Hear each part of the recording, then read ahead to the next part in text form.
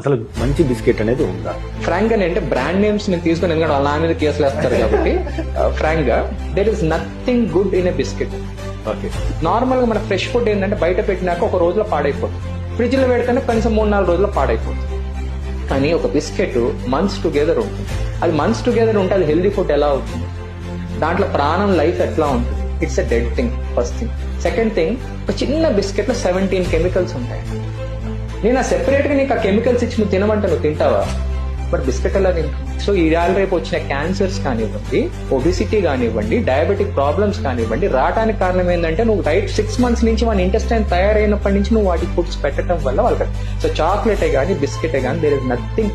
ఈ దీంట్లో గుడ్ ఉంది, ఇది ఆటా బిస్కెట్, ఇది గుడ్ వీట్ బిస్కెట్, ఏమి లేదండి. కొన్ని బిస్కెట్స్ లో దీంట్లో ఏమంటారు, మన ఆల్మండ్స్ ఉన్నాయంటారు. ఆల్మండ్స్ ఏముండవు, చిన్న ఫ్లేక్ ఉంటుంది అంతే. వాడు మాత్రం నా బిస్కెట్ ఇన్ ఆల్మండ్స్ చాలా హెల్దీ అంటారు. నువ్వు ఆల్మండ్స్ తినొచ్చుగా, వై యు వాంటెడ్ ఇట్?